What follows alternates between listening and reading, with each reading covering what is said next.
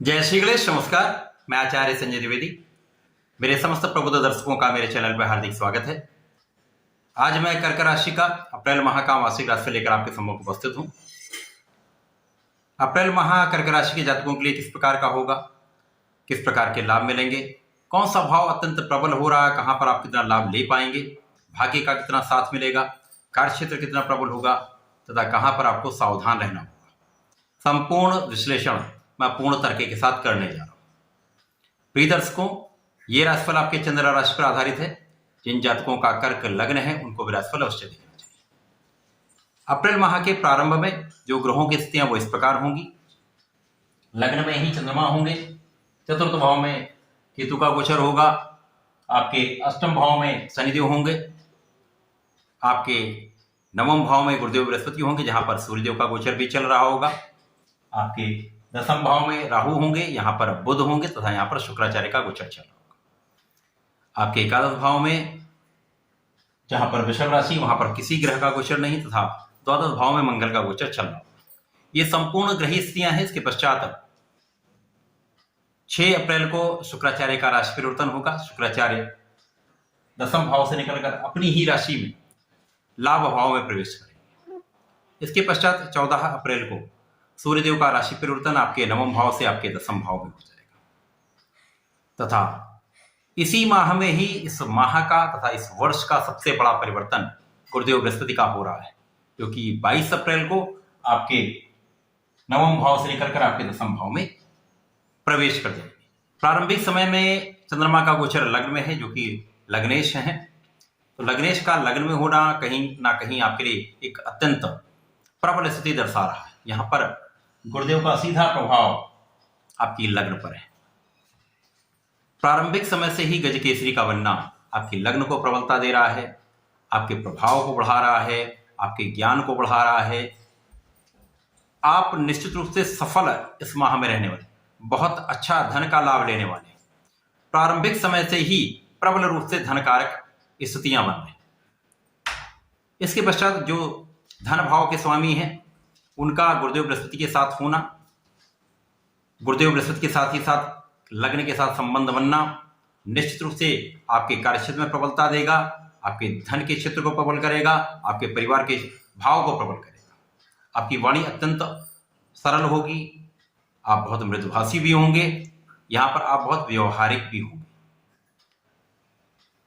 चतुर्थ में केतु का होना माता पिता के साथ संबंधों में समस्या उत्पन्न करता है, माता पिता के साथ उनके स्वास्थ्य की समस्या दर्शाता है। कार्य क्षेत्र में कुछ अवरोध के साथ, परंतु यहां पर ग्रही स्थितियां इतनी प्रबल हैं कि आपका कार्य क्षेत्र तो प्रबल होगा ही। परंतु शनिदेव आपके अष्टम भाव में है। अष्टम भाव में शनि का अर्थ यह है कि आपके ऊपर शनि की ढैया का प्रभाव प्रारंभ हो चुका है।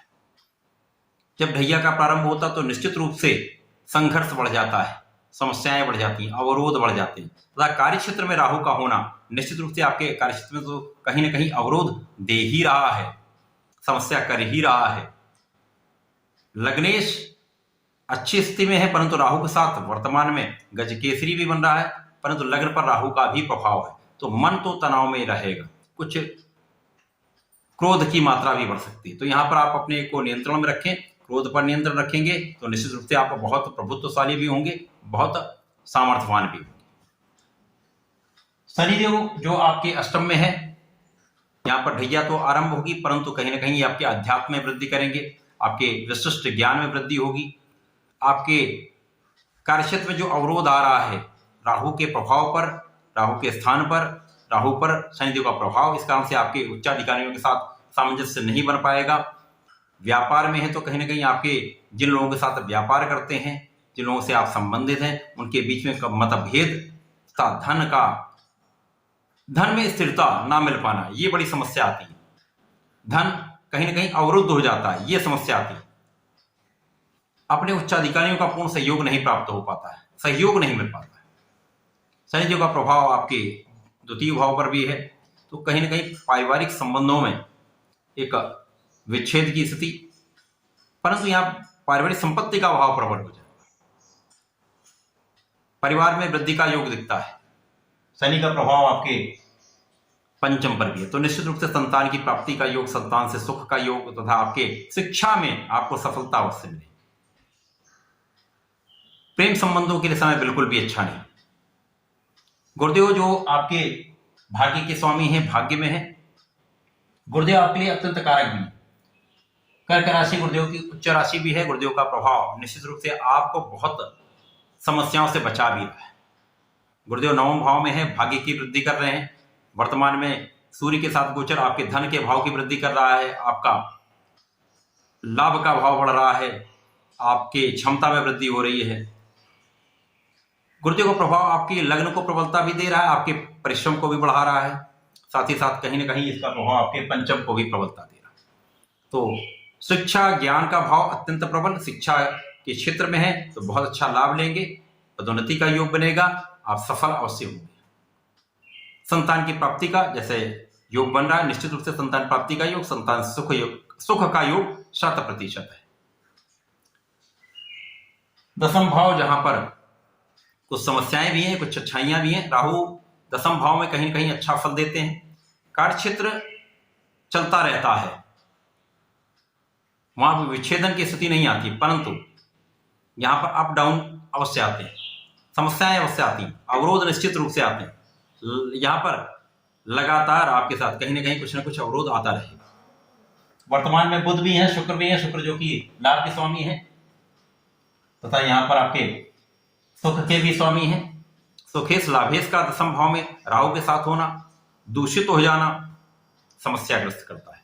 इसी प्रकार से बुध जो यहाँ पर आपके द्वादश के भी स्वामी है, आपके पराक्रम के भी स्वामी है। तो जब दसम भाव में राहु के साथ बुध होंगे, शुक्र होंगे, तो शुक्र भी दूषित होंगे, कहीं ना कहीं भटकाव का योग बनेगा, मन भटकेगा, लाभ की मात्रा कम हो जाएगी, अपव्यय बढ़ जाएगा। बुध है जो कि व्यय के ही स्वामी है तथा पराक्रम के स्वामी, तो कहीं ना कहीं परिश्रम आप उतना नहीं कर पाएंगे जितना आपको करना चाहिए, साथ ही साथ आपका अपव्यय होने लगेगा।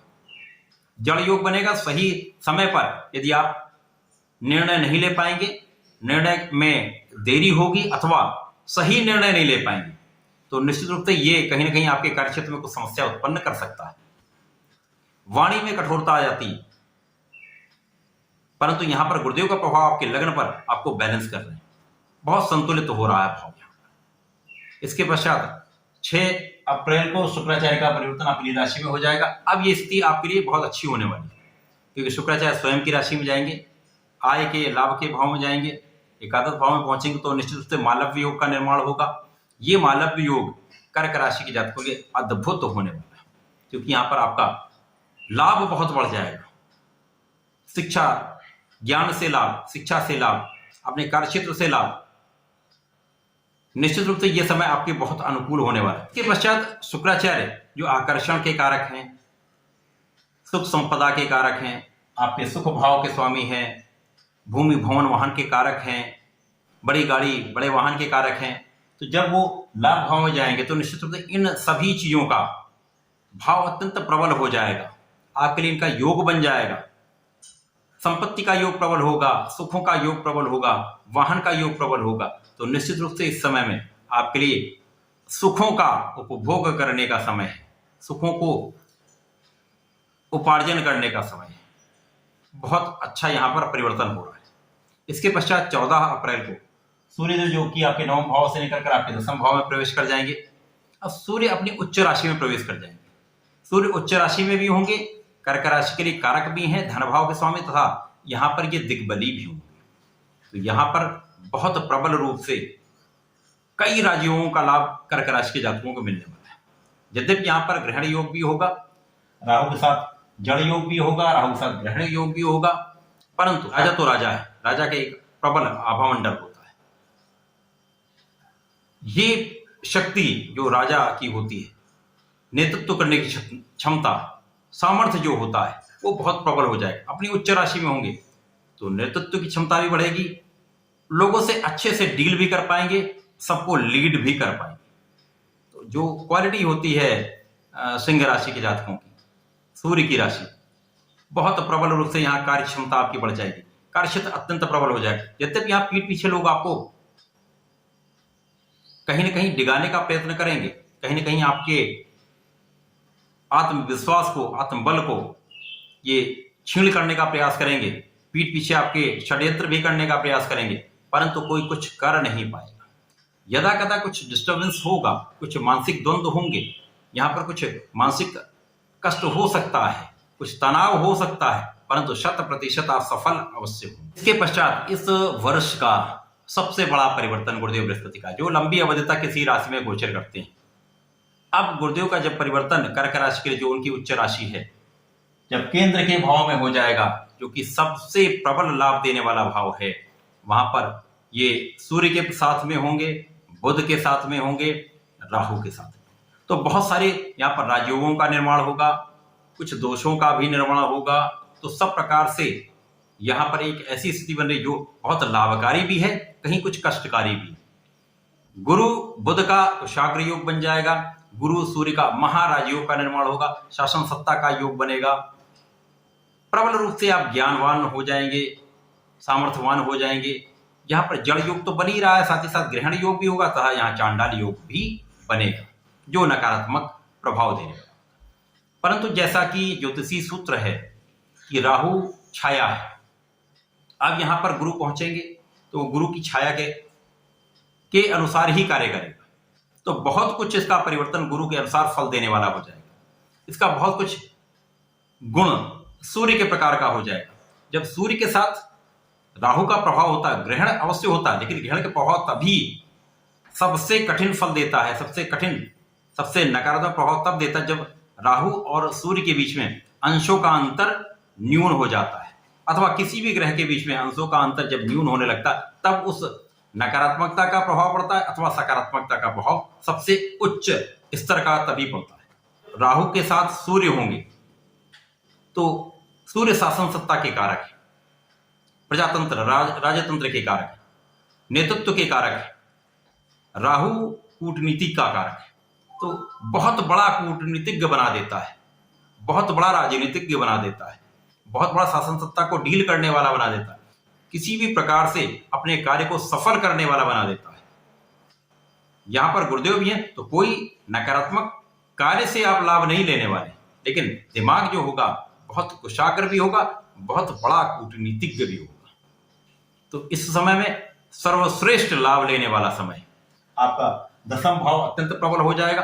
तो कोई कितना भी आपके लिए षड्यंत्र कर ले, आप समस्त षड्यंत्रों को ध्वस्त करते हुए, समस्त शत्रुओं को परास्त करते हुए, संकटों को दूर करते हुए सफल निश्चित रूप से होंगे, प्रबल रूप से लाभ भी लेंगे और यहां पर आपको मान सम्मान की प्राप्ति भी होगी।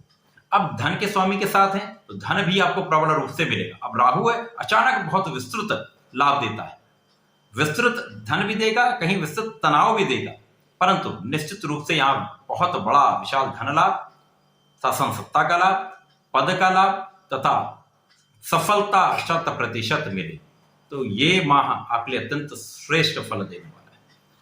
केवल अपने कार्य पर नियमितता बनाए रखिएगा, पूर्ण निष्ठा के साथ कार्य करिएगा, अपने इष्ट का ध्यान रखिएगा, निश्चित रूप से आप सफल होंगे। कर्क राशि के जातकों को नियमित रूप से सूर्यदेव को जल देना चाहिए तथा भगवान श्री हरि के शरण में रहना चाहिए, उनके मंत्र का जाप करें। ओम नमो भगवते वासुदेवाय का यदि नित्य कम से कम 1 माला करते हैं तथा प्रत्येक गुरुवार को यदि विष्णु सहस्त्रनाम का पाठ करते हैं अथवा श्रवण भी करते हैं तो निश्चित रूप से बहुत लाभ भी लेंगे। यहाँ पर ढैया का प्रभाव चल रहा है तो प्रत्येक शनिवार को चौमुखी दीपक का प्रज्वलन करें, ओम सम शनिश्चराय नमः का जाप अवश्य करें। यदि ऐसा कर लेंगे तो निश्चित रूप से जीवन में अत्यधिक सफलता भी प्राप्ति होगी, नकारात्मकता दूर होने लगेगी। ऐसा करें, इसका लाभ लें। धन्यवाद, नमस्कार।